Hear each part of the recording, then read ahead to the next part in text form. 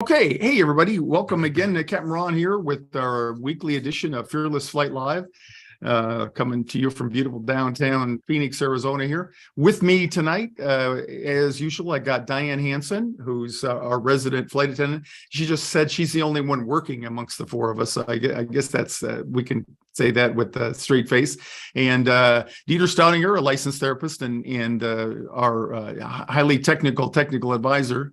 And then Eric Larson, who along with me make up the pilot compartment of this operation.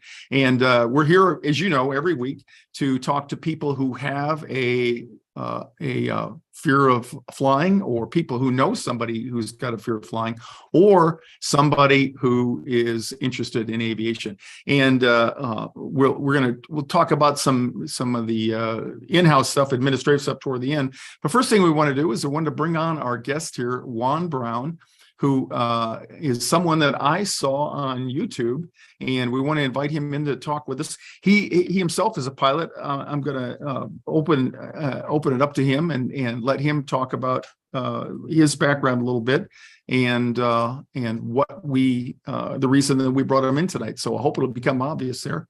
And Juan, if you want to show your face there, perfect. There welcome to the group. Okay, you're the man of the hour here.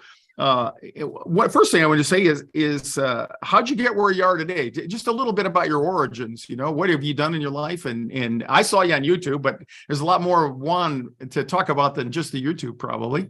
So just the short version of the whole life story, basically. Yeah, you bet. Well, mom and dad. Dad was an engineer at the Aerojet General, and mom was a freelance writer. And we were raised up here in the Grass Valley, Northern California area, near the airport. And I started hanging around the airport as a kid.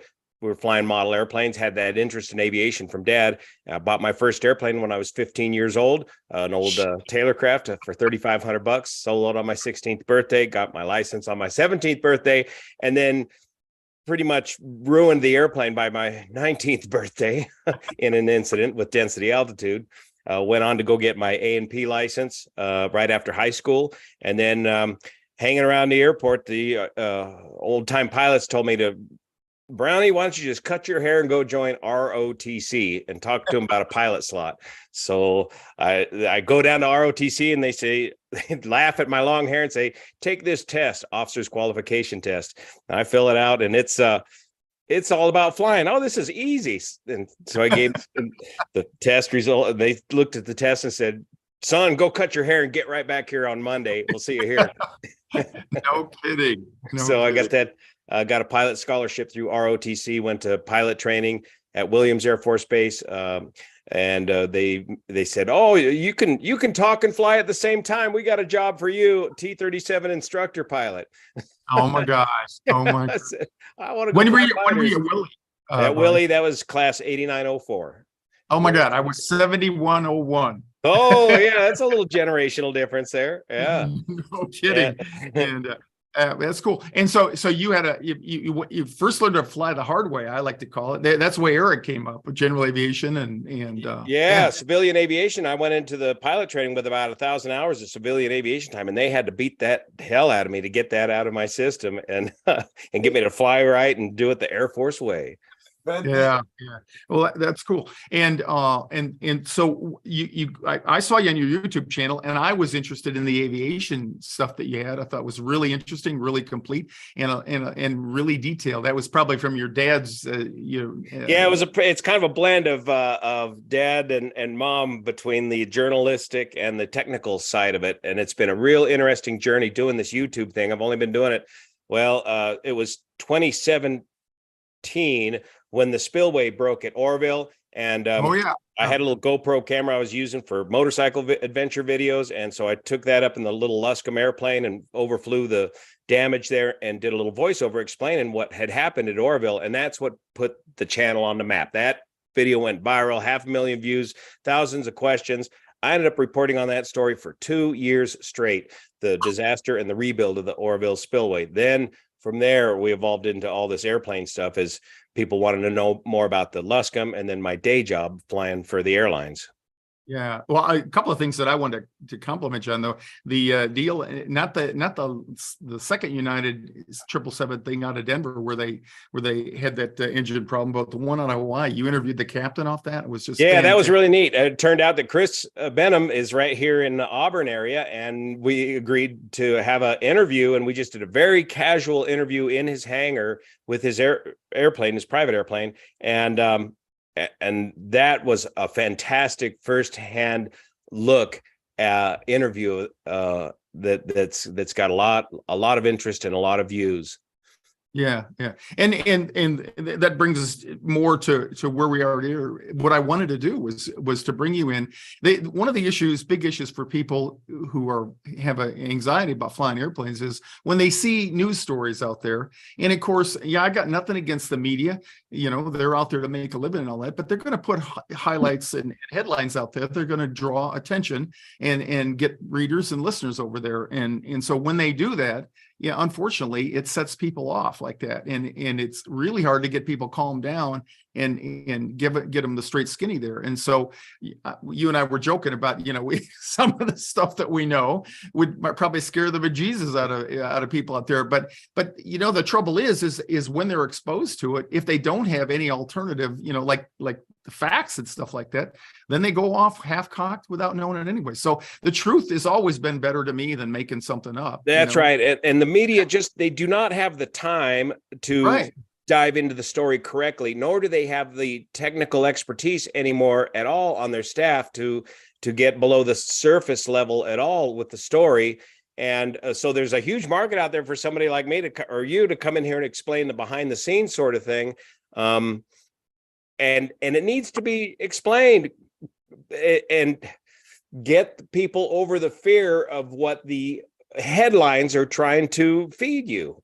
Yeah. So here, let me give a sample, and they know if any of them have read any of the stuff that we put out, that, you know, when we have accidents, which is really, really rare, it most of the time is human factor related. Now that may be the pilots because they're the last one in the chain, and you know, and they more likely had an opportunity to fix it if they could, or they might have been the cause of it. But it's like that. Technology, in my way of thinking, is the reason why airlines or aviation becomes more and more reliable. That's not to take away with the pilots and the training, but technology certainly it makes flying more reliable today.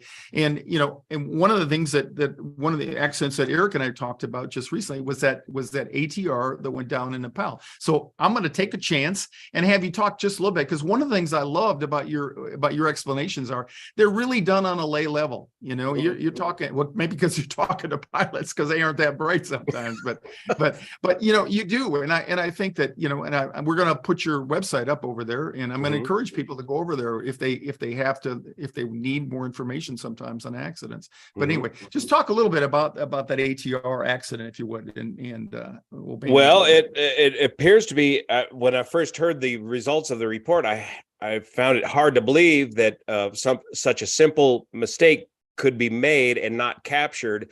But the more I look into it, the more I can visualize that happening. And you kind of have to put yourself in that person's seat that made that mistake and see what they possibly did.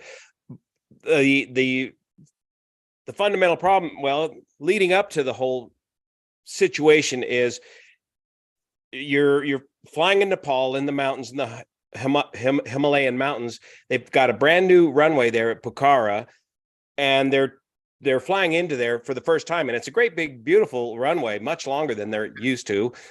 And so there is a training captain there's a captain in the left seat that's being trained, and there is a training captain or check airman in the right seat doing the training.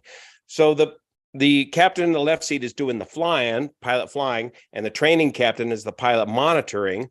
And they were originally going to do the straight into runway to the runway that they were aimed for as they were coming in from their departure station. And they decided instead to come around and do a visual approach to the opposite runway. So they decided to, and it's beautiful weather, light winds. They set up for a left downwind entry for, I forget the runway number there. And so they're going to do a visual approach, and it gets busy visual approach. They're not using nav aids to assist them. They're just looking outside to do this, but they're below 1,000 feet and things are starting to get a little bit hurried, a little bit rushed. And they begin configuring the aircraft to land, and the captain flying, she calls for flaps 30, and the pilot monitoring, or the instructor captain, instead of reaching for the flaps, which are located right here next to him, he reaches one control over to the condition levers and inadvertently pulls the condition levers to feather, which is about the same amount of movement as it would take to move the flaps to 30. And talk about feather, what that means. Right. So what he basically did is he effectively shut off the power to the engines by feathering the propeller into the wind. It's something you do if you have an engine problem on a turboprop or a propeller-driven airplane. You need to feather the bad engine into the wind to minimize the drag of that one bad engine. But if you go over and feather both of them, you're not going to have any thrust in the aircraft. Yeah. And so just let me throw out here. So the engines are still running, so it's not like they got quiet or anything. And yet they're in this streamlined position, which was inadvertent. And and for me, the biggest thing about flying, the biggest problem about being a human being is when you don't know what you don't know that you don't know. So I'm guessing that instructor, first of all, he's operating in a role that he's trained for, but when he goes over and he's training, he's flying in a seat that he doesn't normally occupy. Exactly. So he's got to make a mental switch. Right. So you're in the left seat, you're flying with your left hand and you're operating the controls, the power levers over here with your right. Now you got to switch roles and you're instructing from the right seat. So you're flying with your right hand and you're operating the controls with your left hand. And the controls are, the flaps. If you're in the left seat, the flaps are all the way over here. If you're in the right seat, the flaps are right there, right next to you. And so if you mix that up, I could see that mix up, even though the controls are shaped differently. The little flap levers shaped like a little flap handle, and the condition levers are little round knobs. But in the heat of the battle, and he's just doing it by feel, and he's trying to talk her down through this approach. They're a little high, a little hot, and he wants to get those flaps out there. And man, and then you got the startle factor. You just don't know what the heck happened.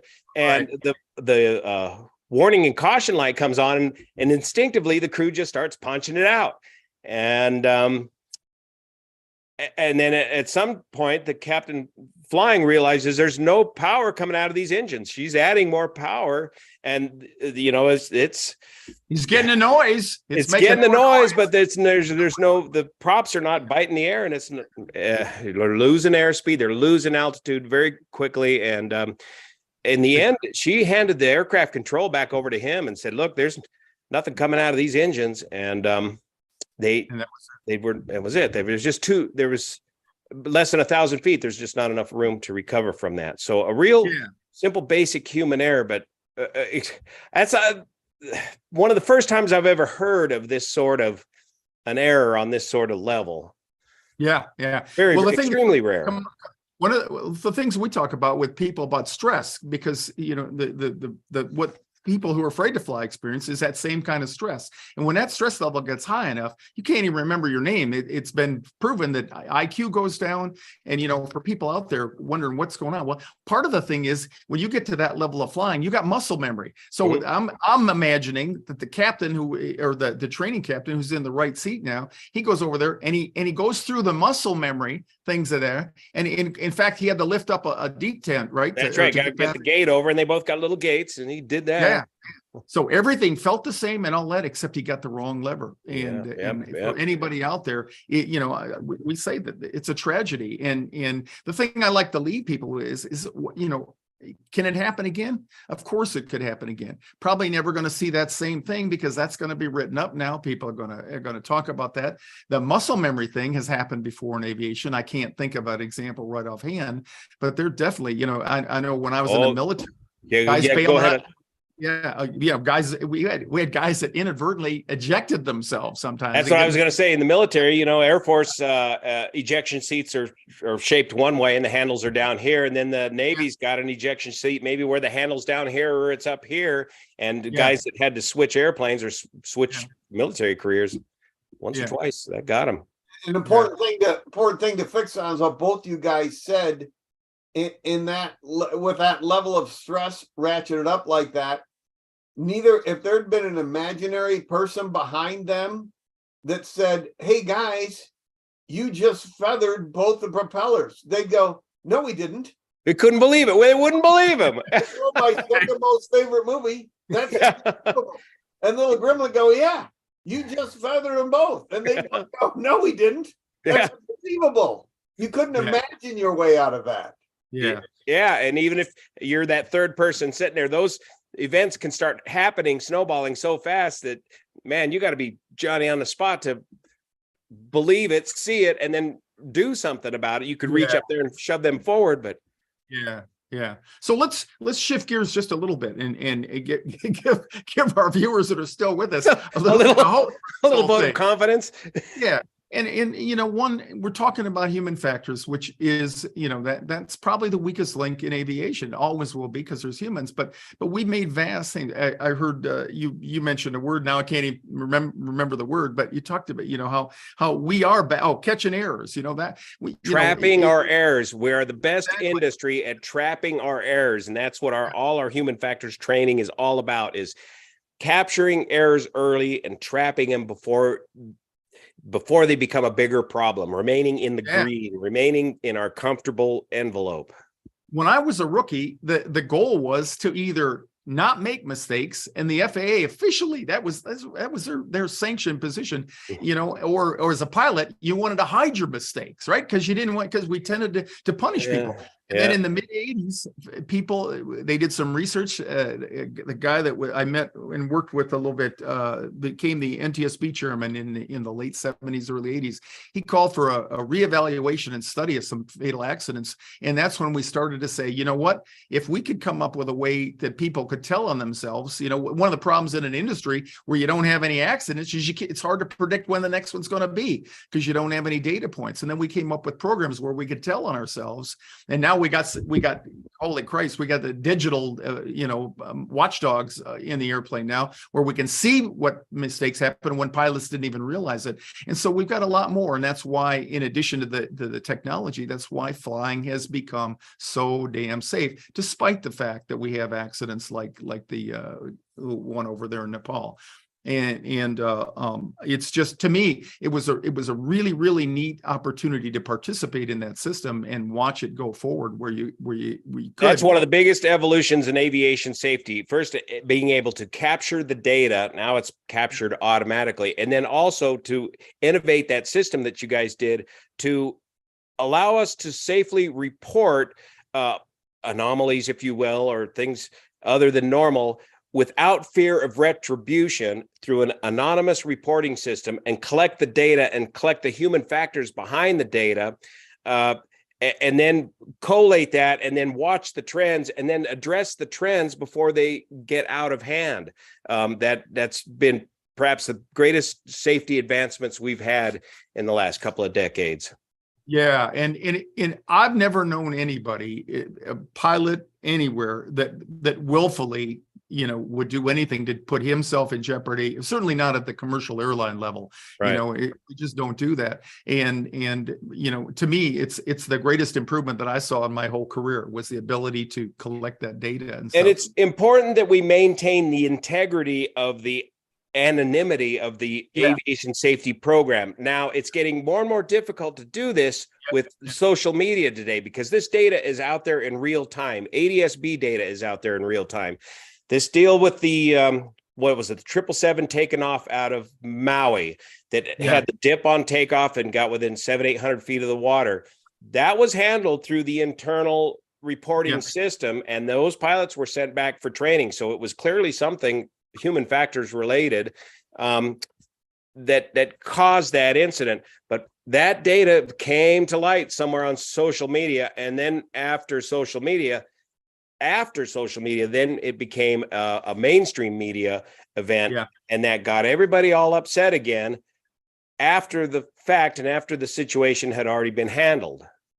One of the most recent posts that you had on YouTube, Juan, was the one about talking about the training and how we're looking at training and everybody's aware that because of the widespread notoriety of the a lot of retired guys retiring, losing a lot of experience at the top. Turnover.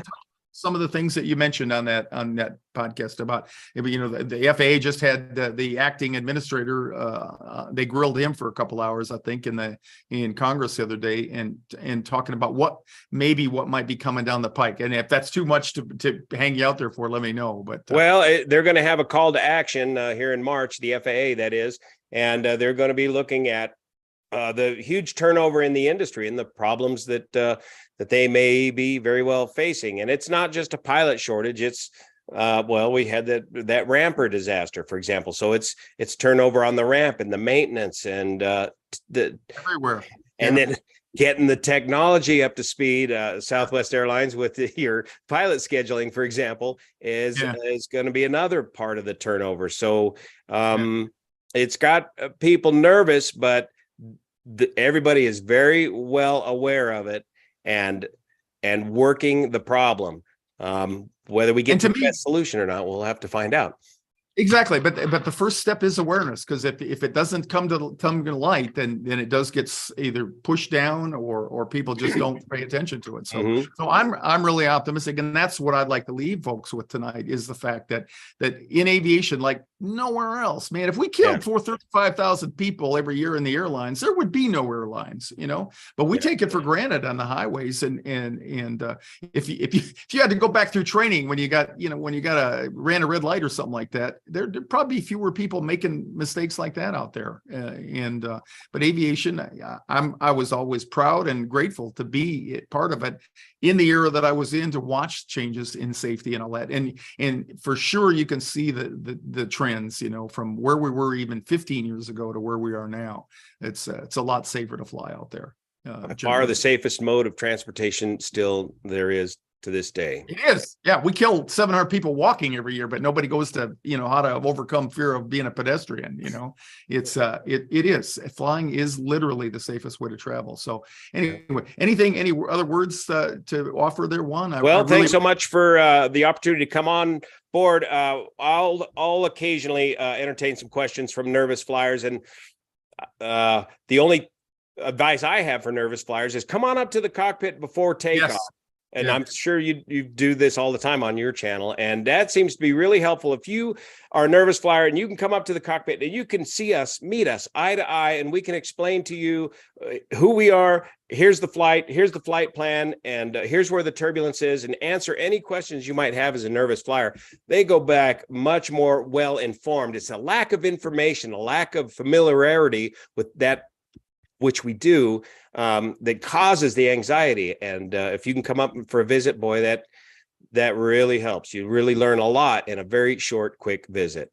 Yeah, thanks. And we do. I emphasize to everybody, make sure that you go up and you introduce yourself to the flight attendants, ask to meet the pilots, and follow through on that. I'm going to ask Dieter. Sometimes we'll get some questions in on our Facebook page, and if there's any questions, I'll run them by you before you go. I don't know if we had any or not. Yeah, I guess so. So the biggest thing I have to make sure that everyone understands that that incident that Captain Ron was talking about happened in Nepal. Yeah. And I wanna stress that the safety standards and the protocols and all the things that go into making flying safe in North America have nothing to do with what's going on in Nepal. As a matter of fact, I think I mentioned that Nepal Airlines, that airline is actually banned, as are all other airlines from Nepal, from the European airspace. So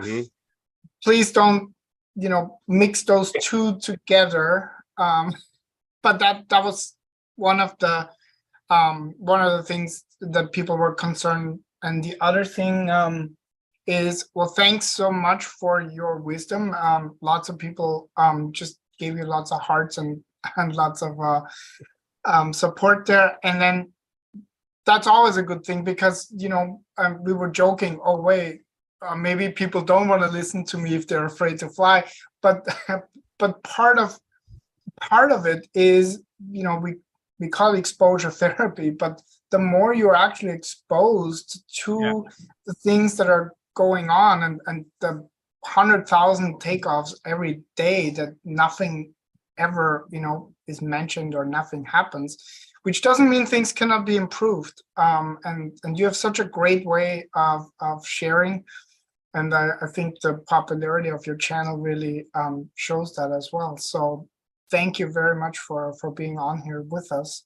Juan, I have an easy question, or maybe it's a hard one, and I'm not going to put your head in the noose. But without digging in the attic for your logbooks, how much Luscombe time do you think you have?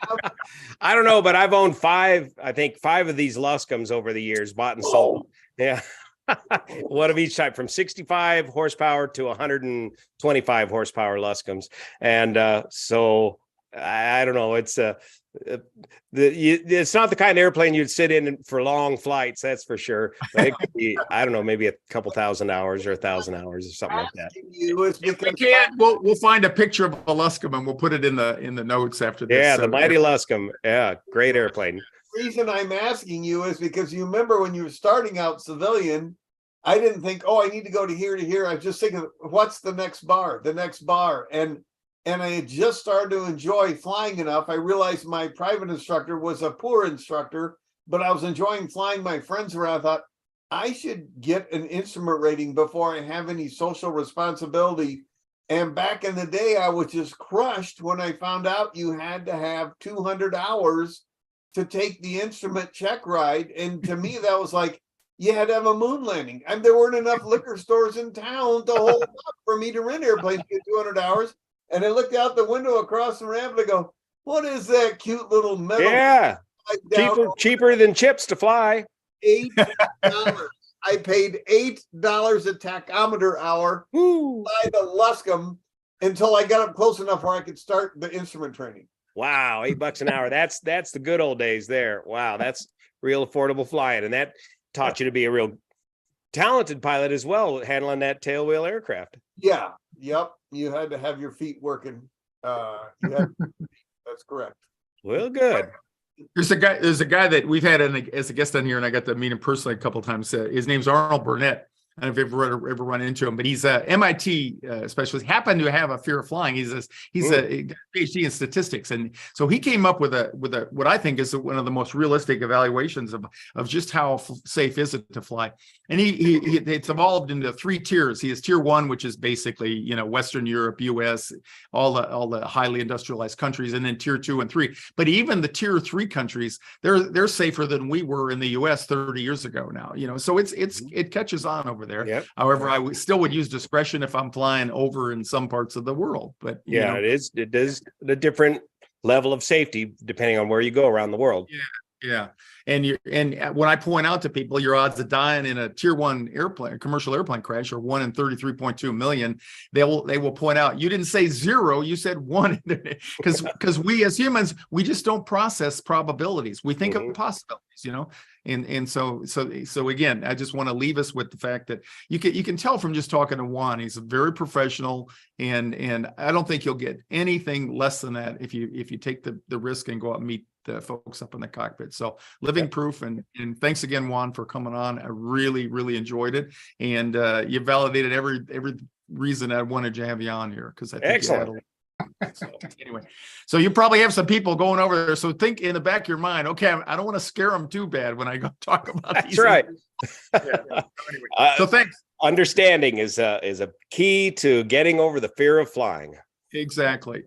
So you can hang out with us. We're going to bring the show to a close here in just a minute. And thanks a lot. Okay. See you here. Thanks. Take care.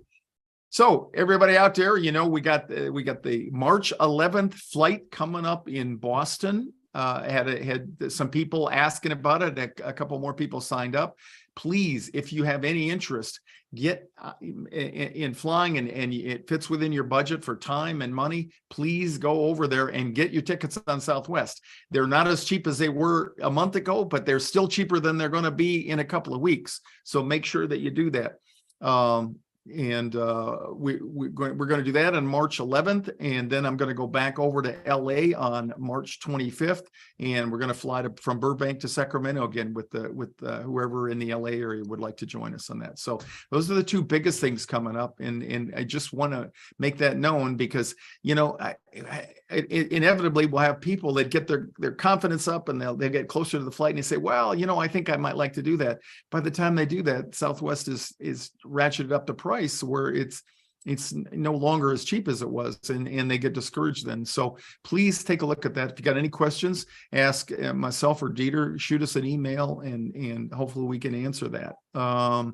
We have the monthly coaching is growing. People signing up to participate in our monthly live coaching webinar.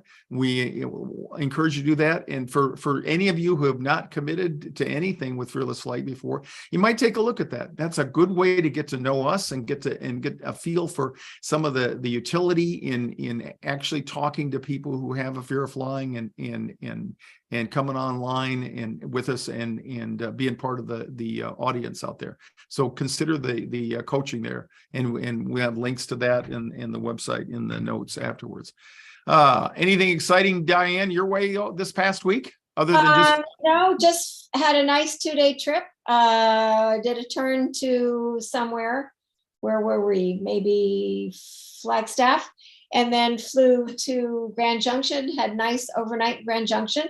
Had to de-ice this morning, which took a little time, which was great fun, and came back and then had a little turn to St. George, Utah, and it was just very nice. And I have a bunch of days off because I have a big event this coming weekend.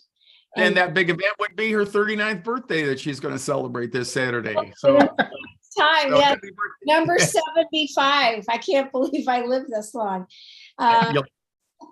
You'll never be as old as me. I'll leave you all for a little bit because my schedule for March just posted, and I was trying to drop a trip, and I have to get on there right immediately. Anyway, so it's just all going very well. In another month, I'll be hitting 4 years of flying, so that's pretty exciting. Yeah. Very cool. Very cool. Eric, anything hot in your department? I'm fixating like a fearful flyer now. When I started talking Leskins with Juan, I've never seen two of them in the same place ever. And he said he has owned 5, which is probably why I've never seen two of them in the same place ever. So we'll bring that for show and tell next week and show us all pictures. I'll have to go Google that. Now I'm curious. Yeah. Anyway. Dieter, thanks once again for all your help and stuff. Any words of wisdom for anybody out there? Well, we've kind of heard it earlier again from Captain Ron. What you got to do is stay current, and that applies for pilots as well as fearful flyers. And we actually have a I gotta say that you don't look 75 at all, Diane. Happy birthday from Bonnie. That is so cute. Stop it. Stop it. Yeah. I hate it. Don't say it anymore. Yes. So we have this this membership that we started earlier or actually late last year, but really got started in January, and that is exactly that, because most of us don't fly often enough, so there's enough time in between that we kind of would do well with some practice. And the monthly group coaching webinars are included in the Fearless Flyer Club, as are our other audio and video products. And I think if you haven't checked it out yet, definitely do that, because you want to stay current. You don't want to have the next emergency come up like a day, 3 days, a week before your next flight. You want to work at it, partially with joining our live show every week, and then the monthly live coaching and all the other audios and videos that we have for you. So There you And the go. last thing, I had a Jim Morris from out in California wrote me, and Jim gets really bugged by turbulence and weather and stuff like that. And he wrote me about this big storm that's forecast to come Thursday, something like that, up in the north central part of the U.S. And I don't like to get involved talking about why you don't have to worry about this or that or the other. The fact that the reason you don't have to worry is because you got pilots that they're not even thinking about that right now. The guys that are going to fly you from LA or Phoenix or Seattle to Chicago in the middle of the week are not worried about that storm, because they're going to make that decision on a timely basis based on the information that they have. Anybody been in a situation where the weatherman got the forecast wrong? Now, I'm not suggesting that this won't be some kind of major storm out there, but the fact is, everything's temporal about the weather, and it's really sad if you ruin you get out, stop your trip, cancel your trip for something that never happens. And the worst that could happen, they'll get a lot of snow and they'll shut down the airports for a while, and then they'll open back up. So if you're going to New York and you can go get around by going through that area, do so. But and talk to us. Let us know what you're thinking about, and we'll give you some support and some help on that. So, okay. I forgot the author of this quote. Maybe one of you guys remembers, but there's this quote I love, and it says, my life is full of terrible tragedies, most of which never happened. Mark Twain. That was Mark Twain. There you go. Yeah. So, I knew it. But it is so true, that's the theme of anxiety, people. Right. So anyway, Someday when there's a lot of times, I'll tell you the story that I told my daughter about the hydrogen and the oxygen atoms and burning bridges. That's another one along those lines. We're worrying about things that don't happen. Yeah, we all do. But anyway, so thanks, Dieter. Thanks, Diane. Thanks, Eric. And thanks to you all for showing up. We'll be back next week for another episode of Fearless Flight Live. Take care. Have a good week. Bye-bye, everybody. Good night, everyone.